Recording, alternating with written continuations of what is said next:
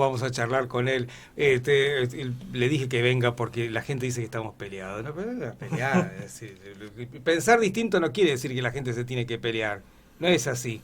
Antonio, ¿cómo te va? Buenas tardes. ¿Cómo estás, Fito? Un gusto estar, como siempre, acá y, bueno, más aún en este momento que tiene que ver de alguna forma con hacer un raconto Para de lo hacer un sucedido en raconto. este año tan particular. Para eso te he llamado, para que me des tu visión después de un año, precisamente, de haber asumido Milei. ¿Cómo ves vos la Argentina? ¿Qué ves? ¿Lo positivo, lo negativo?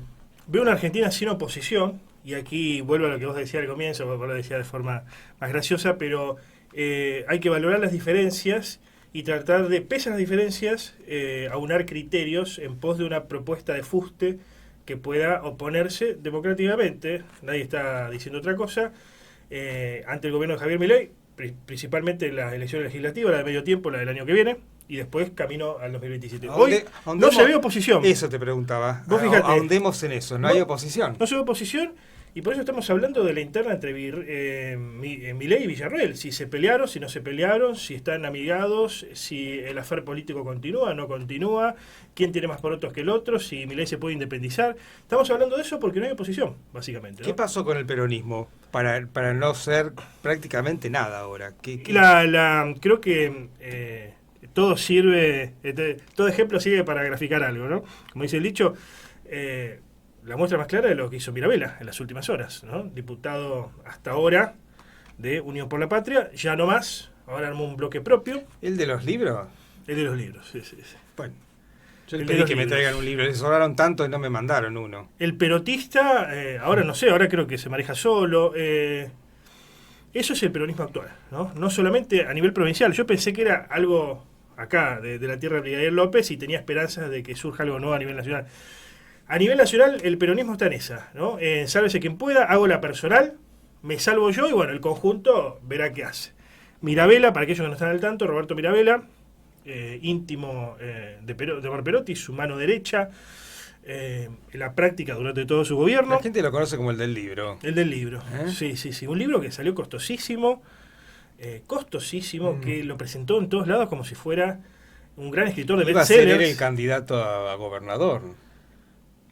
Y bueno, yo también quiero jugar a la primera New, tengo muchas aspiraciones así románticas, digamos, ¿no? Pero cuando Digo, no me da, no porque me da. Por ahí empezamos a ver algunas cosas, ¿no? Qué malo que fue todo lo de Perotti, ¿no? La construcción también. Qué malo fue todo lo de Perotti y qué malo sigue siendo todo lo de Perotti, porque a ver, si Perotti tuviera un poco de honor, hubiera renunciado a su banca de diputados, Sí, sí. porque está haciendo un papel Coincido, deplorable, coincido, verdaderamente, coincido. siendo el ex gobernador. Bueno, estamos hablando de alguien que, bueno, un partido chiquito, un Nadie partido hablará de diputado. él, nadie hablará en unos años, ¿no? No, creo que se tiene que hacer cargo de ser responsable del que el peronismo, ojalá me equivoque, no vuelva, ya no solamente, como pasó la última vez, luego de 12 años de estar afuera, sino ahora 24 años, no sé cuánto va a tardar. Sí, no.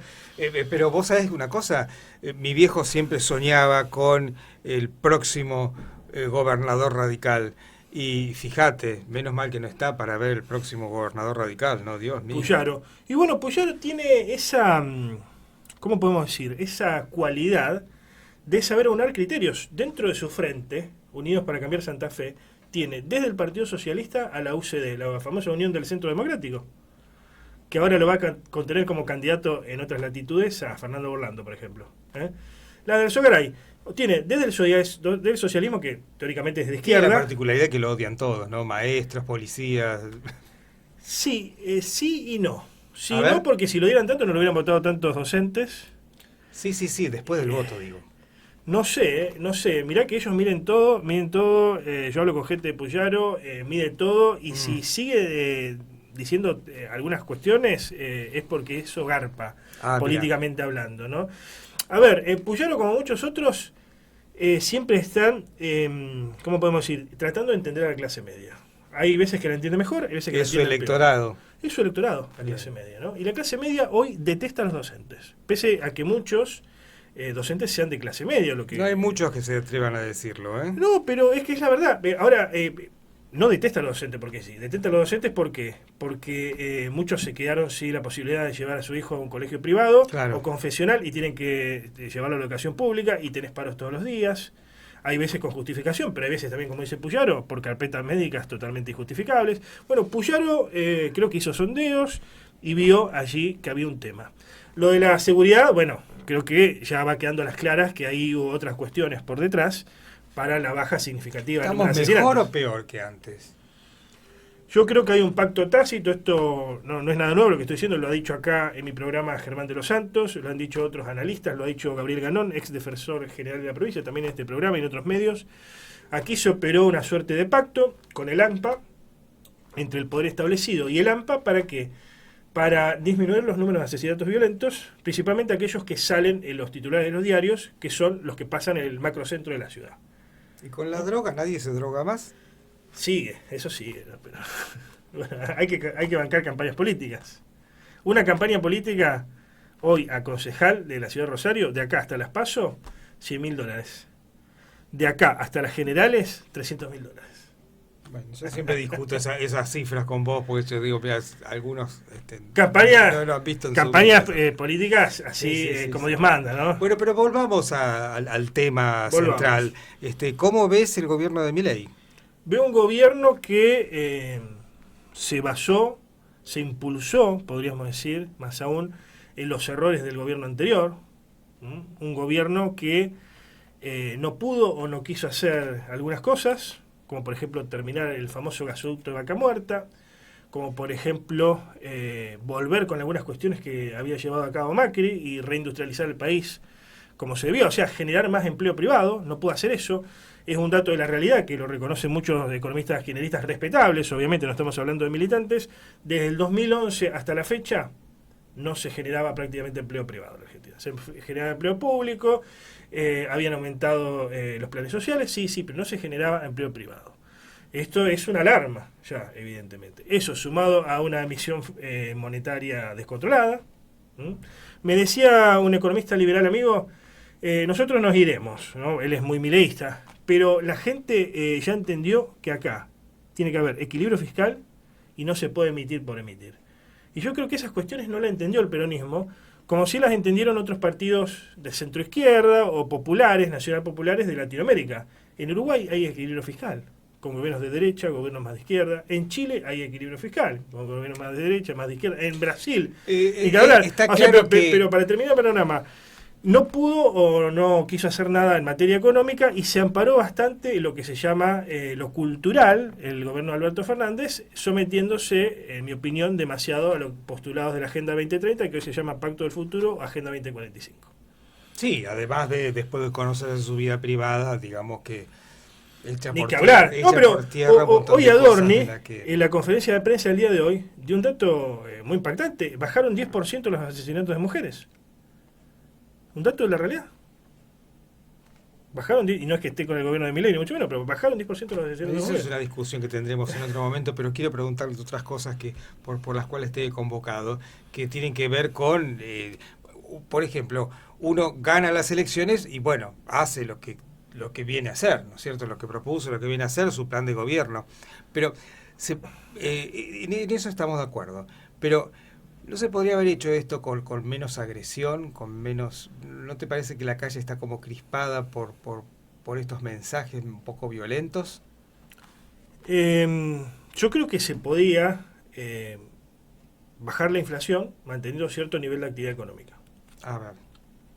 Ir disminuyendo a poco la inflación, pero manteniendo cierto nivel de actividad económica, principalmente en lo que tiene que ver con el mercado interno. El tema nuestro es la inflación. Lo que ¿no? tiene que ver con las Argentina. pymes. Sí, bueno, es un problema. Sí. Mi madre, que tiene 77 años, le mando un saludo si nos está escuchando, me dice, desde 1975, El Antonio, eterno problema, la inflación y el dólar. desde 1975, con el Rodrigazo, hasta la fecha, cada 5 o 7 años hay un problema inflacionario, con gobiernos militares, con gobiernos constitucionales, con gobiernos radicales, con gobiernos Y peronistas. también la locura del dólar, ¿no?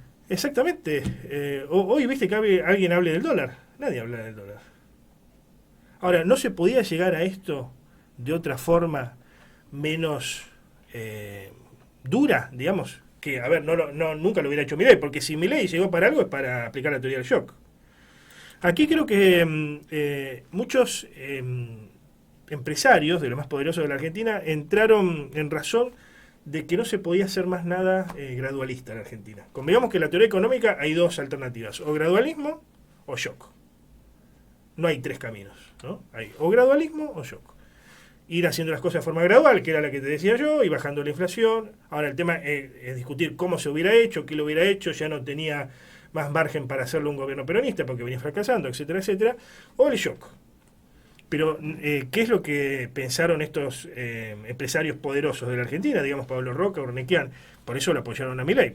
Pese a que hoy están perdiendo, porque Pablo Roca, buena parte del negocio industrial lo está perdiendo, si bien se ha diversificado. Lo de Urnequian es diferente porque siempre tiene contrato con el Estado, es otra cosa. Pero, ¿qué es lo que entraron en razón? Bueno, no se puede llevar adelante más esto con gradualismo y hay que hacerlo con un shock, pero no shock a la Macri. ¿Qué era un shock a la Macri? Un shock tibio. ¿Por qué? Porque después esto se te vuelve en contra y terminas perdiendo. ¿Qué fue lo que dijeron? No, shock duro y que sufra el que tenga que sufrir. Y creo que entraron en razón en eso y lo impulsaron la Milei, que como bien dice nuestro amigo común Daniel Alar, fue una creación de masa y del peronismo para disminuir el voto a la oposición.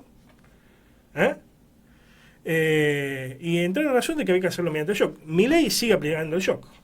Ahora, eso te sirve para equilibrar la variable de la economía, principalmente la macroeconomía. Ahora, la micro, el mercado interno y el bolsillo de los trabajadores en la Argentina, ¿cuándo viene?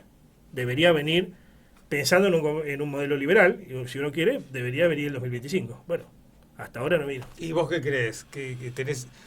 No te voy a decir esperanza porque ya me corrigieron. No, esperanza no. ¿Vos qué crees concretamente que puede llegar a pasar?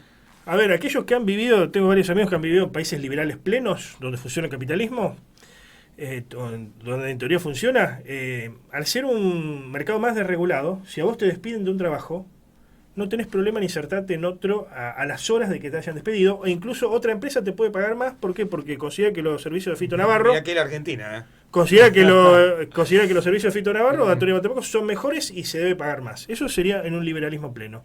Y con lo que vos ganás tenés acceso a comprarte un autito, no te digo el tope de gama, y una casita, o alquilar una casita. Claro.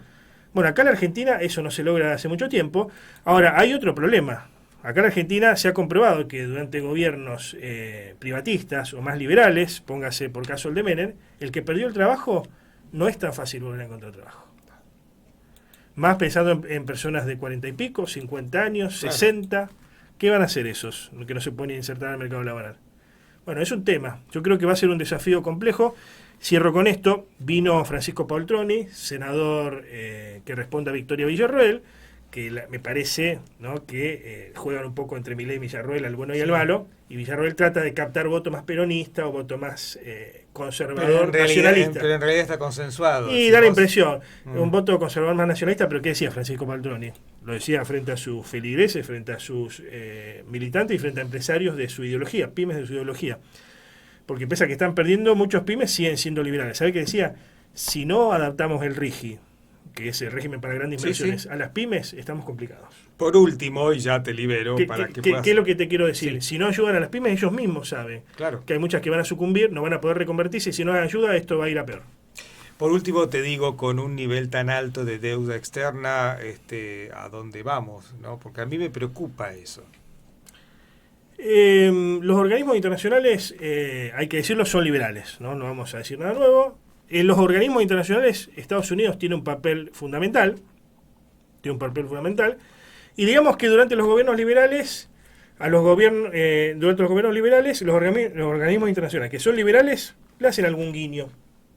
Por eso lo bancaron a Macri, por eso incluso lo querían bancar a Massa, porque preferían a Massa antes que a Cristina. El Fondo Monetario, al tener nosotros tanta deuda, tienen derechos sobre nosotros, según ellos, ¿no? Sí, pero yo creo que, 2025 año electoral, no lo van a dejar a gamba, como se dice en el barrio Milei. Creo que le van a prestar.